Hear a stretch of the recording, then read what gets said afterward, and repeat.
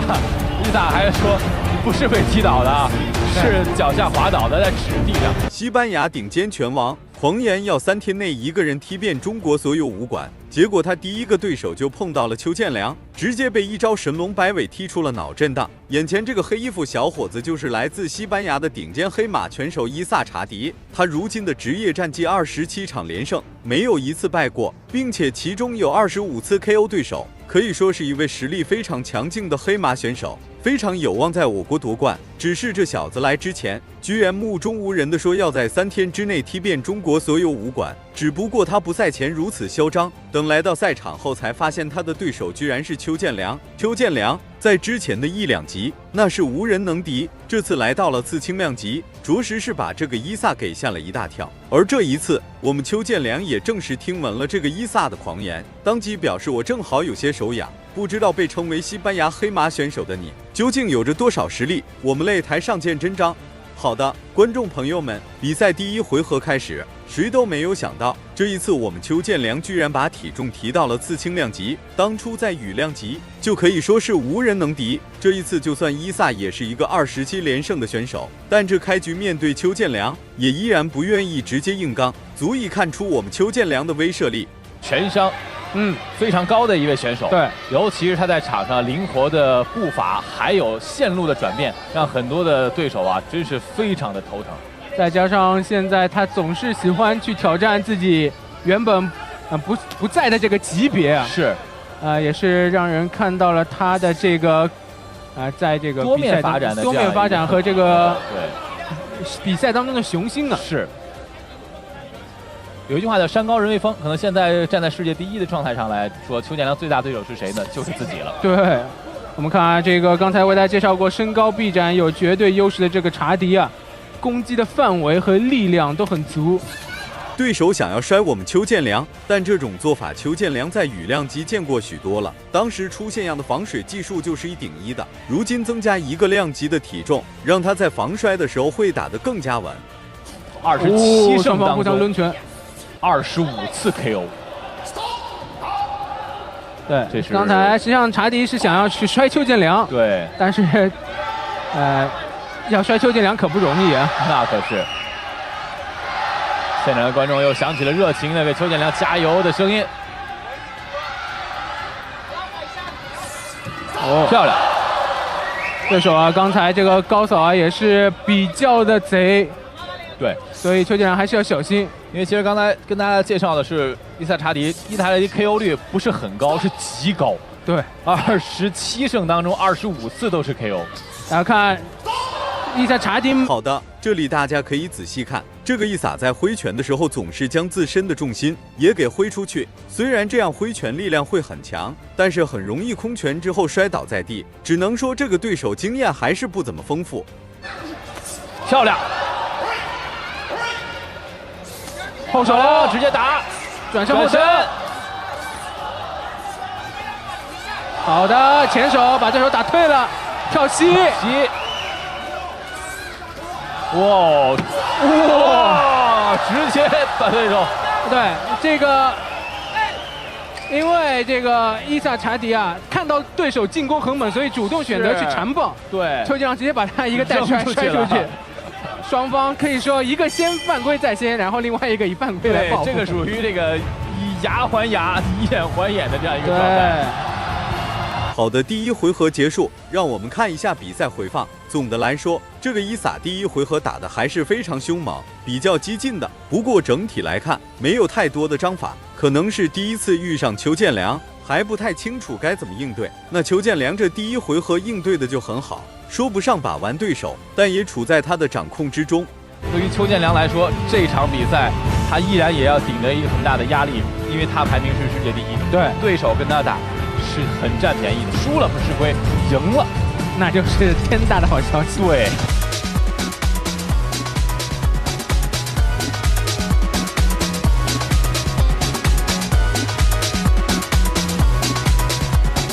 好的，觀眾朋友們，比賽第2回合開始。第1回合，這個伊薩的猛烈進攻在我們邱建良看來可以輕鬆應對，而且也的確使得第1回合在邱建良的掌控之中。但是對手經歷一次交鋒之後，對邱建良有了一定的了解，這第2回合又能打出怎樣的操作？讓我們接着往下看。一个呢，我们看到了伊薩，他是一个进攻火力非常足的。对，我们可以用。这边刚才袭擊。邱建良這邊主動選擇纏鬥啊，應該是，被對手打得有些暈了。對。那這裡不得不說，這個伊薩的臂展還有出拳的力道十足，讓邱建良也有些被打得眩暈了。那這個時候，邱建良反應很快，立刻轉變戰術，開始繞邊，這也是一種逐漸恢復的方法。說他這個進攻的非常的犀利的話呢，他這個可以說在場上是用霸王龍來形容。而邱建良在場上更像是一隻迅猛龍。後手擺拳，2種不同狀態的打法，讓我們來看一看。裁判提醒不要纏抱，邱建良也要打得更警醒一些。對手剛才頂膝啊，威脅很大。漂亮！直接踢到了對了，非常漂亮，直接踢到了對手的支撐腿。你看這個伊薩起身的時候還有點猛，還在想剛才這一腳是怎麼踢到的，怎麼瞬間就倒了。不得不說，這就是我們世界第一邱建良的實力。戰術是一個問題，但是對於邱建良來說，現在呢在場上我們看到應對的方式還是非常的科學的。轉身漂亮！伊薩還說不是被踢倒的，是腳下滑倒的，在紙地上。但是我們從現在看，地上沒有任何的水分。對。那麼剛才那一下，伊薩之所以摔倒，其實大家都能看出來是邱建良的全力一腳力道十足，而這個伊薩始終認為自己接下來這招了，只不過是因為腳底打滑才摔倒的，這多少就有些嘴硬的成分在裡面了。審美的變化，好的，漂亮！超白。轉身，兩個人打得太漂亮。邱建良今天是遇到了一個火力很猛的選手，所以他也把自己的火力完全發揮出來。哇！那這裡這個伊薩又是將自身的重心轉移了，所以才被邱建良反手一推，直接推倒。如今已經被連續多次擊倒了。轉身的這種動作，從視覺畫面上，還是現場觀看上，都是非常有視覺衝擊力的。裁判再次提醒伊薩不要纏抱。兩人換正燈。對，說實話，這個殘暴他已經是吃了好幾次虧了。對，被邱建良帶摔出過擂台一次，然後另外被連續這個掃支撐腿，然後又摔倒過幾次。好的，觀眾朋友們，第2回合也結束了，讓我們看一下比賽的精彩回放吧。邱建良在這一回合裡打出了非常精彩的操作，對手也是向眾人展示了自己的火力，能看出來是一個很有實力的小伙子，只是跟邱建良比還是差了不少。這一回合也是多次被擊倒，是踢到了太陽穴的位置，加上這個前面的頭蓋骨。是。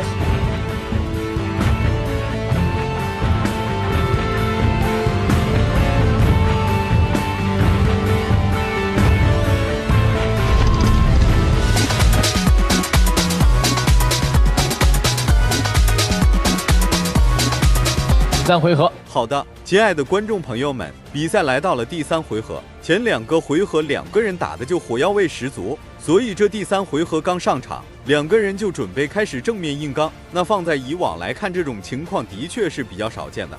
護頭的這一下還是非常的機敏，是防守報價非常的穩健，高掃，剛才是連續中掃之後啊，來欺騙一下對手，直接換了高掃，但是伊薩的防守也是很嚴謹。是。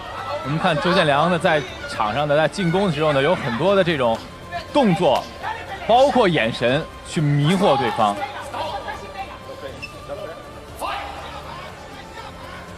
伊薩呢抱怨幾句，但是你去纏抱對手，對手來打你，那有什麼辦法呢？是。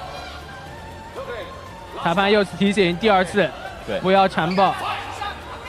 這裡裁判第2次提醒，不要纏抱。有些選手在比賽過程中，如果發現自己有可能打不過對手的時候，就會直接抱住對面，這會有效地阻止對手的繼續進攻。但是不能一直抱着，而且像這種纏抱，這場比賽的規則更加不允許。跳膝擠到了繩腳，連續輸出。哇，伊薩還沒有從這個繩圈出來，所以說你也不用觉得伊薩狼狽，因为他面对的是谁呢？是世界第一邱建良。对，尽管邱建良不在自己熟悉的这个体重级別，但是依舊打得非常的有霸氣。剛才上勾打中，伊薩眼神一度有所渙散。是。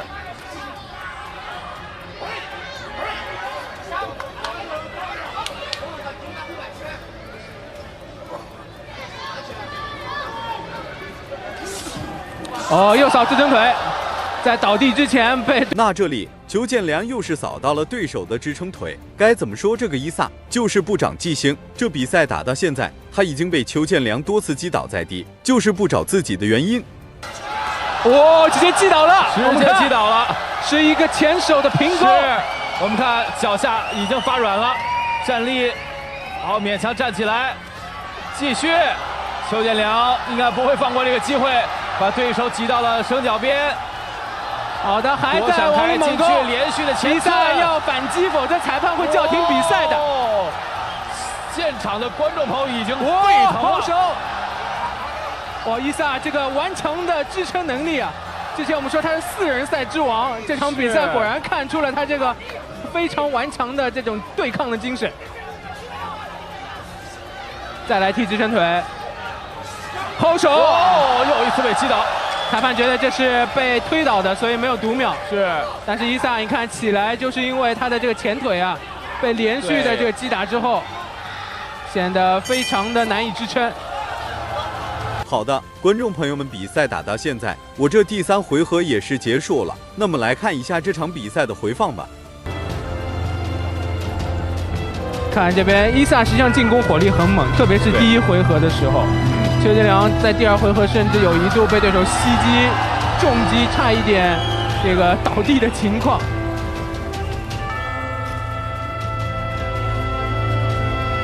非常棒。下面宣布比賽結果：1號裁判員30比26，2號裁判員30比26，3號裁判員30比26。比賽結果，紅方勝。好的，非常漂亮。恭喜邱建良獲得本場比賽勝利。邱建良在今天的這場比賽中發揮得非常好，打得非常霸氣。雖然是第一次進入這個2級，但依然將整場比賽的節奏掌握在自己手中。那麼視頻到這裡即將結束了，感謝大家的觀看，我們下期視頻再見。真的很可以啊，好的 KO。日本拳王來華挑戰，邱建良連轟10幾拳將其幹挺，嚇得裁判趕緊阻攔。好的，親愛的觀眾朋友們，您現在收看的是一場十分有趣的中日對決，我們的坦克邱建良大戰日本拳王長島雄一郎。讓我們閒言少敘，第1回合比賽正式開始。那麼身穿黑色短褲的就是我們的坦克邱建良，而身穿白色短褲的則是日本拳王長島雄一郎。可以看到啊，雙方選手表現得很克制，都沒有急於出手。我們邱建良大家都很熟悉，拳商極高，是格鬥界的天才導師博士後，就說他這個拳商啊太厲害了。那麼這個長島雄一郎呢很有意思，他是日本的搏擊王者，也是日本的格鬥冠軍。這個日本的柔道啊、拳接觸空手啊、日本拳法可以說是樣樣精通，蟬聯了2屆世界冠軍，擊敗過無數強敵，最終是登頂世界8強。可以看到啊，剛才這一腳也是讓我們的邱建良有一些猝不及防，非常的厲害。哎呦，一個纏鬥，這個長島雄一郎啊，比我們的邱建良要高出來不少，這個臂展優勢很大，我們的邱建良還是要小心一點。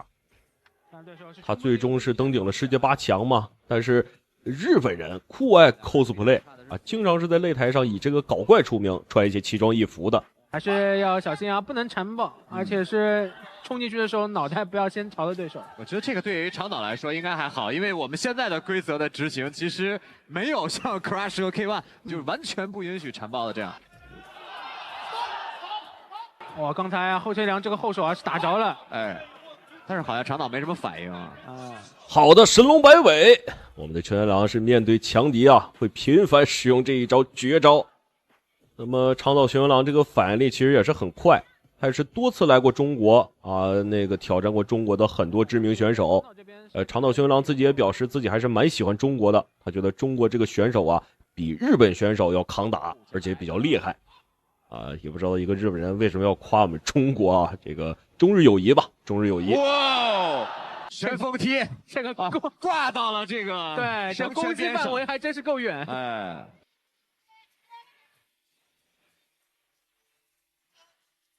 好，邱建良一个左侧的摇臂往里进。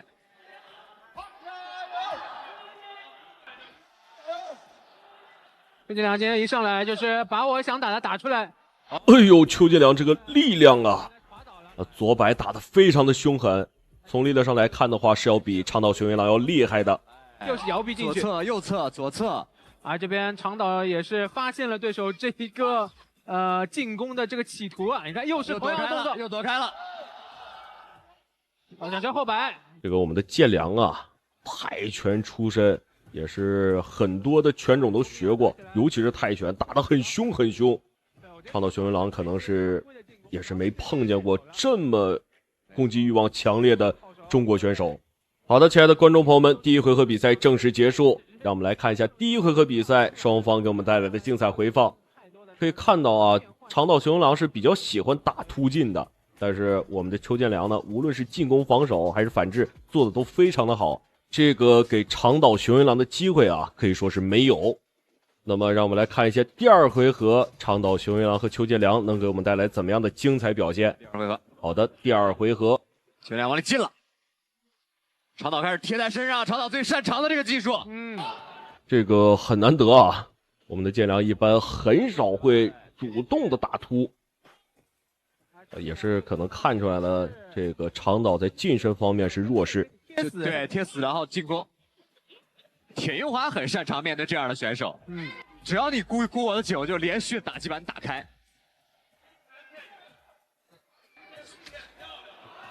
沒打到，長島這一回合並沒有出太多的進攻啊。前後手，哇，哦，漂亮！連續的前近距離的這種勾擺拳的結合啊。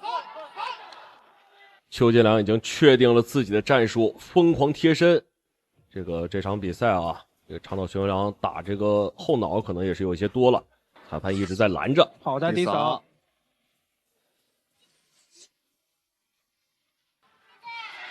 邱建良的這個掛高掃啊，這個很擅長這個。對，剛才平勾，然後哎呦，連削帶打。我們的邱建良也是，哎呀。這個在速度上，邱建良確實是太快了。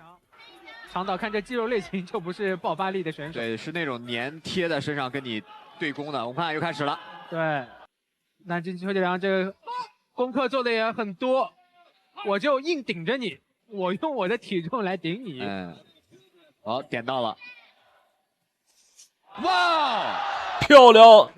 神龍擺尾，一個勾腿，直接是把這個長島雄一郎勾倒了。如果是後腳跟的話，這場比賽可能就結束了。上勾，長島。對，邱建良剛才連續的搖閃之後的近距離的這種進攻啊，很有些拳擊的這種味道。是啊，長島一個左擺打到了。我在邱建良的槍林彈雨裡找到了這麼輸出的這麼一個點。邱建良好的，又是跟對手抱住。這個長島雄一郎也確實是有一些難啊。在這麼高密度的進攻下，想找我們建良的這個破綻實在是太不容易了。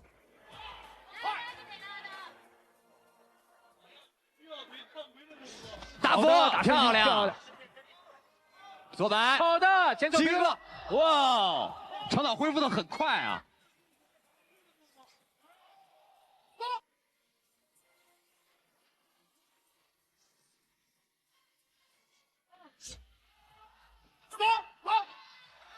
長島現在是完全放棄重心的，全力往前突了。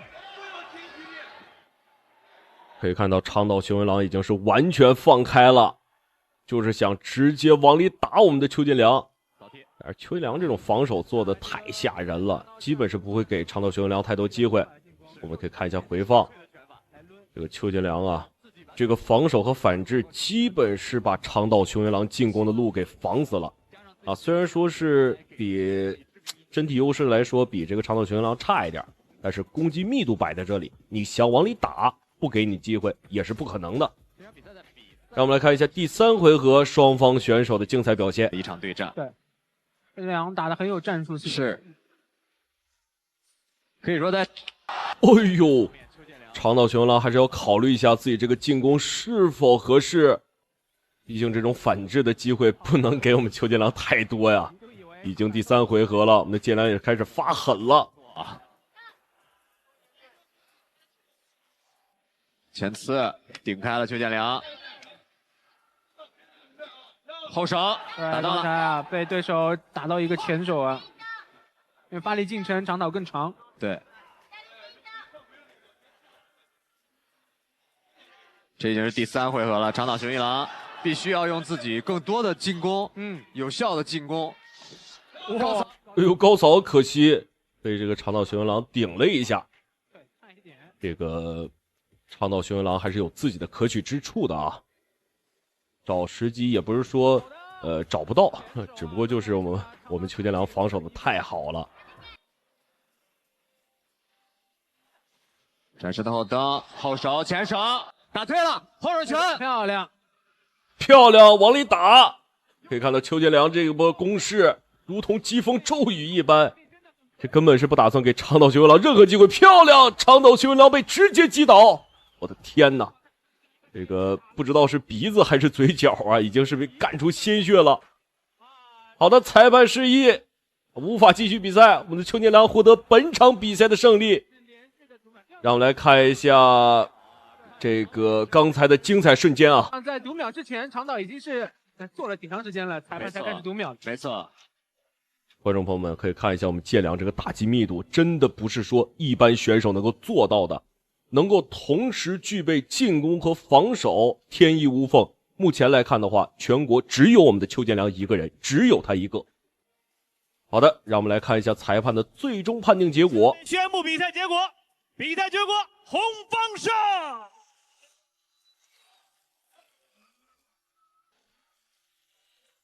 讓我們再次恭喜建良獲得本場比賽的勝利。那麼，親愛的觀眾朋友們，感謝您的收看與支持，讓我們下期節目不見不散。位置主席万明传媒董事長張經絡先生為邱建良頒獎。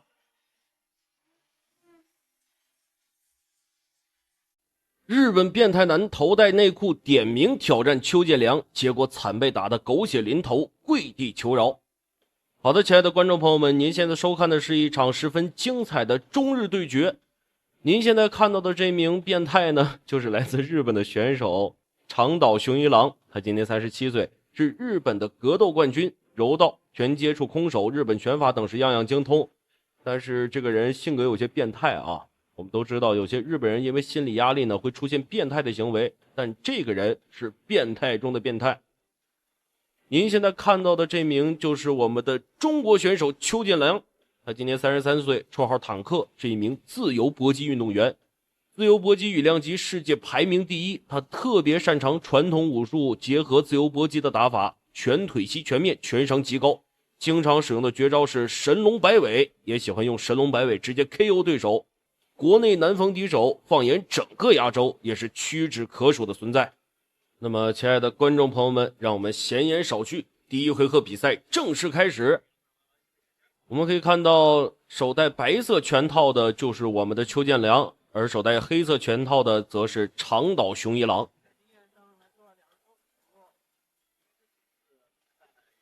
我們可以看到，比賽的一開始，邱建良就表現得很輕鬆啊。看來在戰術上應該是有了自己的打法。我們剛才也說了，邱建良的拳商極高，號稱是格鬥界的研究生導師啊。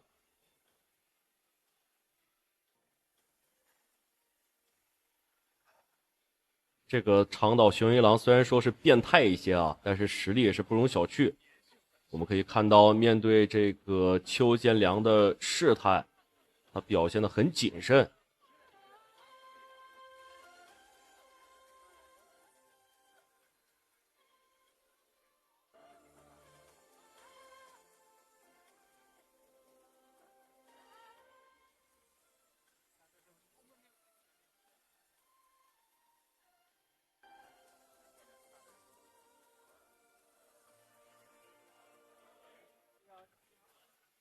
这個長島雄一郎好像是不太適應這個比賽規則啊，但是我們的比賽規則來說，就是殘暴這一塊的話，已經放寬了不少。其實對於他來說是好的。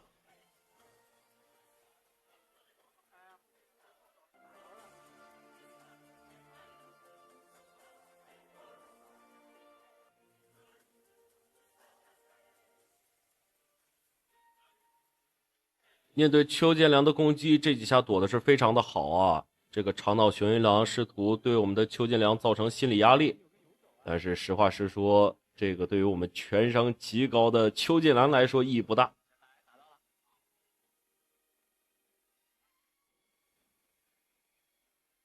哎呦，邱建良非常漂亮的一招旋风踢啊！而且是应该是刮到这個長島雄一郎了，長島雄一郎險些失去平衡。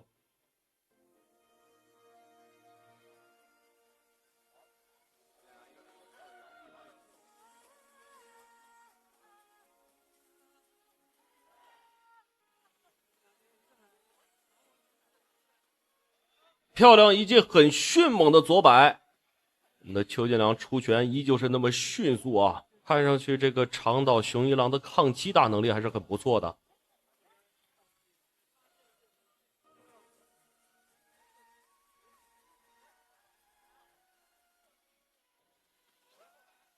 好的，我們可以看到我們的邱建良是攻守兼備，复合拳打得漂亮，防守也很迅速。這個長島的節奏已經逐漸被我們的邱建良帶偏了，他現在應該是很混亂。好的，隨着裁判敲鈴，第一回合比賽結束，讓我們來看一下第一回合的精彩回放。這個在第一回合，邱建良已經是把長島雄一郎的節奏帶偏了，他的打法太花哨了，讓長島雄一郎有些接受不了。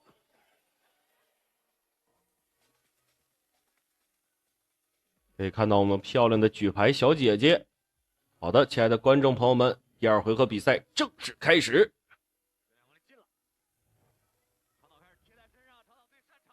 可以看到第二回合雙方的戰鬥慾望都很強烈，我們的邱建良也是摸清了長島雄一郎的這個路數，而長島雄一郎也想扳回自己的節奏，嘗試着與我們的邱建良打纏鬥。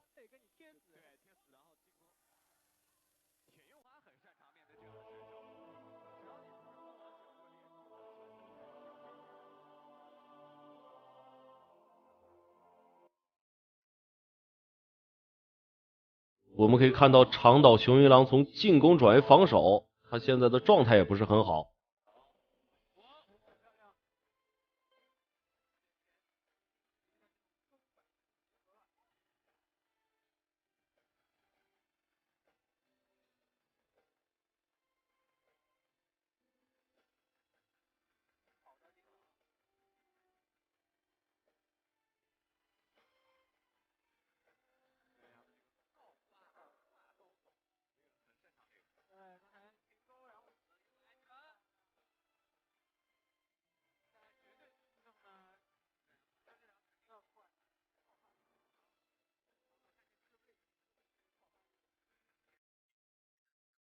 哎呦，找到了進攻機會，我們看一看啊，邱建良的進攻機會找得非常合適啊，再次把長島雄一郎擊倒。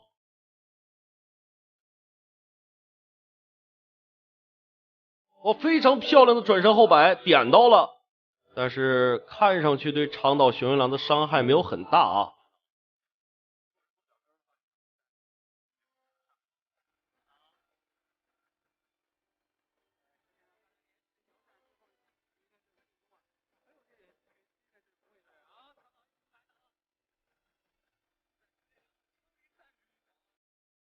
不得不說，邱建良的出拳確實是如手術刀一般精準啊！我們可以看到前半場的比賽點到這個長島雄一郎的次數很多。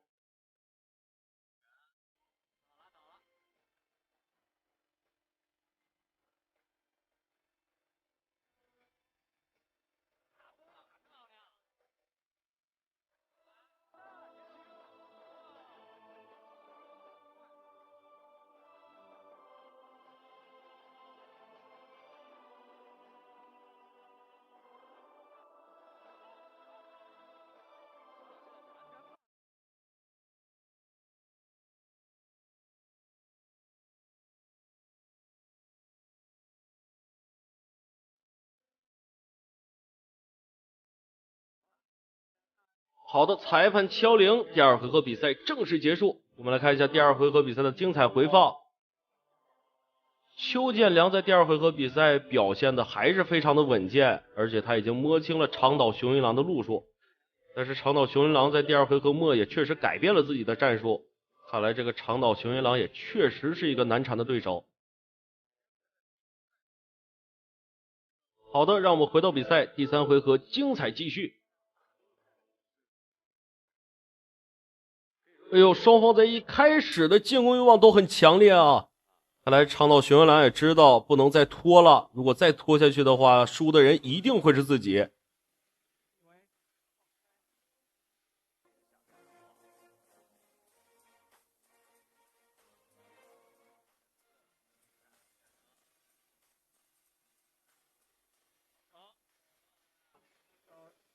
這個長島雄一郎現在很急。面對這種邱建良對他造成的長時間的心理壓迫，他是很急切想打破這種僵局的。但是越焦急就越容易陷入邱建良的圈套裡。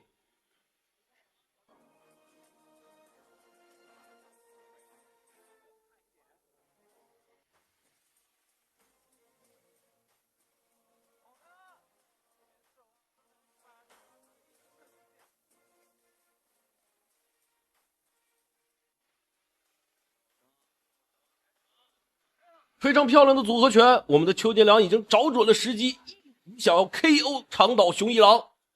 我們來看一下長島雄一郎的防守啊，已經是基本被擊潰了。好的，長島雄一郎倒下。我們來看一下長島雄一郎還能不能再站起來。我們的邱建良這十幾拳打的是異常兇猛啊。好的，我們可以看到裁判揮手示意，我們的邱建良抓住一瞬間的機會 KO 對手，贏得了本場比賽的勝利。讓我們恭喜邱建良。好的，讓我們來看一下第三回合的精彩瞬間。這個邱建良無論是在戰略還是在戰術上，都是高於長島雄一郎的啊。確實這個機會抓的實在是太好了。我們明顯可以看出，其實這個時候長島雄一郎不是說能不能有反應防守的機會，而是體力已經被消耗的差不多，想防守也防守不了了。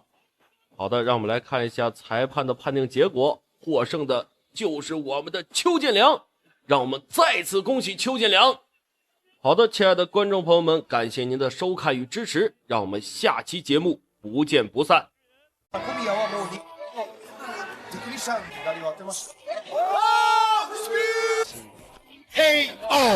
日本人花重金雇傭拳王挑戰邱建良，結果慘遭邱建良數記神龍擺尾，差點被廢。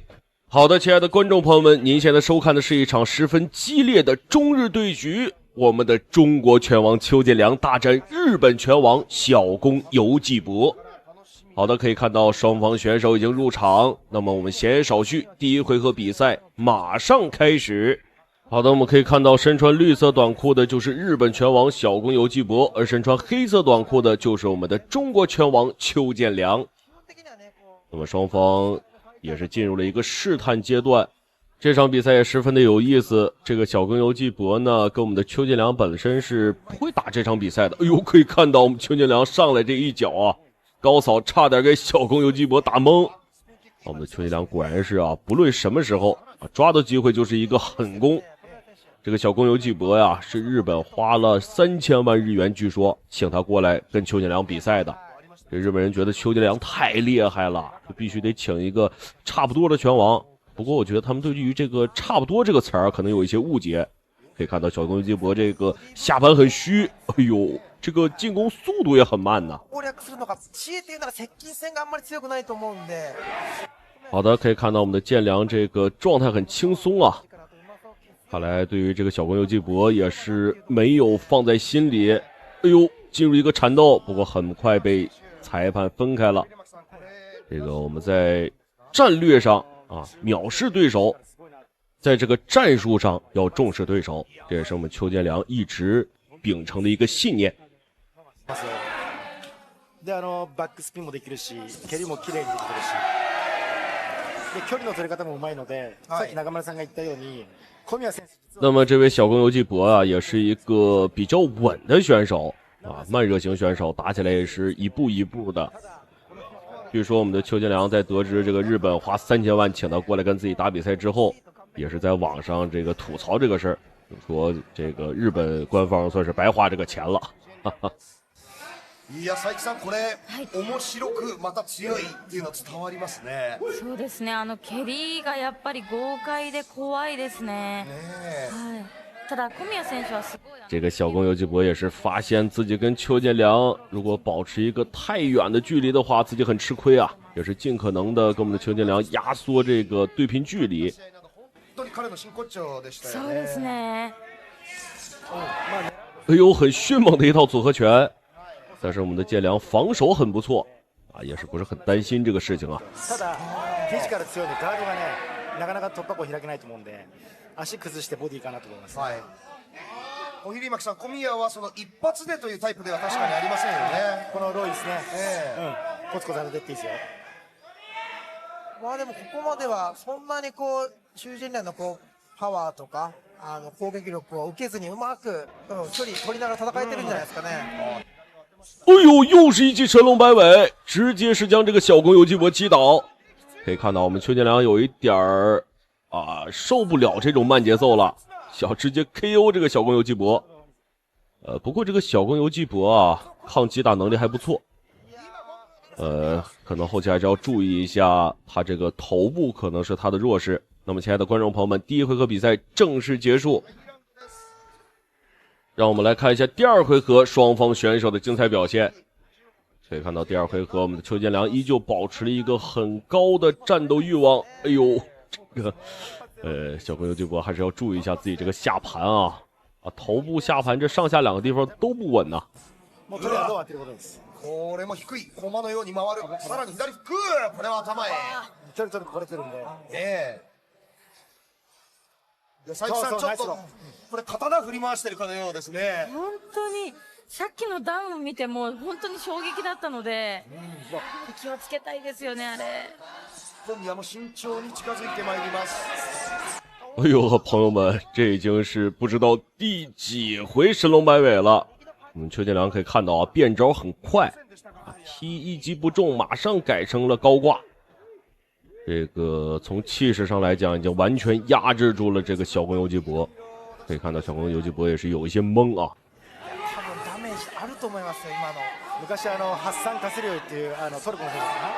はい、強かったんですけどあんな感じですよね。そうですね。回転技、数多く出していましたね。うわ、飛び膝も。いや、すぐ前に出てくるボディ打ち、チジェンなんです。ミドルにはミドルで。今のミドルも普通に重いです。ちょっと体流れましたからね、受けて。膝もあります。飛び膝から。バックスピンはこれキックですね。中村さん、ちょっとこうブローも出しているような。いや、武器が豊富です。可以看到小宮游紀博的戰術調整也非常不錯，開始跟我們的建良打一個纏鬥，一個近距離的對拼，但是目前來看效果不大。溶かしてんですよね。あれやられるとね、前に出にくいっていうか嫌がらせですよね。足払い気味のロー。はい。中村さん、小宮はもう日本が有好的漂亮，一記神龍擺尾接一記重擺。可以看到小宮游紀博這個狀態很不好啊，這個鼻血已經被打出來了。那麼台灣也是來看一下小宮游紀博的狀態。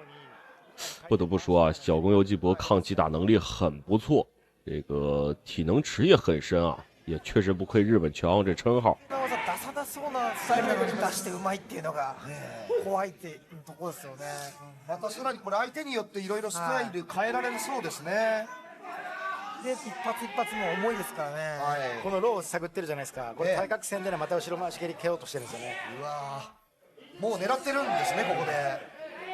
那麼根據賽前資料顯示，這一場比賽之前，我們的邱建良呢也是受傷了啊，腿部受了一些傷啊。目前這場比賽也是帶傷出戰，這個帶傷出戰還能打得這麼兇猛啊！我們的邱建良也確實是厲害，而且頻繁的使用自己的絕招神龍擺尾。これもいやらしいいい意味でやっぱロー蹴ってね前足殺しといた方がいいですよ。飛び込んでくる。そしてインファイトか頭を下げてのパンチ。怖い。好的，亲爱的观众朋友们，第二回合比赛正式结束。这个第二回合啊，我们的邱建良也是保持了以往的优秀状态，面对这个小宫佑纪博，保持了一個很高的进攻欲望。那麼讓我們來看看第三回合，我們的邱建良能不能 KO 這個小宮佑紀博。小宮幸宏に対しては邱建良赤いグローブです。もっと蹴らないと。もっと蹴れ。さあ左ミドル。先手は打たせまいと手数足。小宮に一つ与えられています。中村さん、この第3ラウンドどうご覧になってますか？そうですね、小宮選手がね、どう戦うのかっていうと、左ファイ。だと思うんですけど、ただね、パンチ勝負になっても邱建良。面对邱建良，小宮佑紀博還是保持了一個游走的狀態，但是這次我們的邱建良不打算放過他了，一直是持續的跟進。パーとかもうまいんですよ。鋭い。今も左打ち込んでるんですね。接近戦のねテクニックだったりこう細かいああいう技術は小宮選手の方が勝るかなと思ったんですけど、今この3ラウンドだけ見てると邱建良の方が、スペース作ってパンチを打つ技術は上ですね。これ警告が與えられてしまいましたね、小宮に。右ナンパーですよね。徐々に行く先を狭められて。第三回合的戰術調整，小宮佑紀博做的還是不錯的，知道自己可能是還是得跟邱建良打一個持久戰，盡可能的纏鬥。こういう歩幅が広い選手っていうのはローが絶対に当たりやすいし、見た感じローが絶対。哎呦，漂亮！這麼近距離的神龍擺尾，我是真沒有想到邱建良能施展出來啊！不愧是我們的邱建良啊！不過小宮佑紀博在第三回合還能保持着這種體能，這種防禦力確實是罕有。小宮選手がこんなにブレブレになるっていうのは相当邱選手のパワーすごいですよね。パワーにテクニックも。小宮選手と相手にね、ああやってこう押し負けないっていうか、そこでああいうところでこう削り勝つスタイルですからね。それが左も速い。削るまでいかないんですね。その最初の一歩、なかなか小宮言い出すことができないままに残り40秒です。さあ今度はホールディング。這個我們邱建良狀態非常不錯啊，都已經打笑了。日本裁判，這個日本擂台的規則啊，跟我們國內的拳壇規則是有很多的地方是不一樣的，所以說邱建良也是打得有一些束手束腳了。ボディコントロール。そうですね。接近してからのローに対する膝とかかかと蹴りとか欲しいですね。出させませんか、邱建良。残り15秒を切っています。好的，距離本回合比賽還有10秒左右，讓我們來看一下我們的邱建良能不能在這10秒之內 KO 這個小宮佑紀博。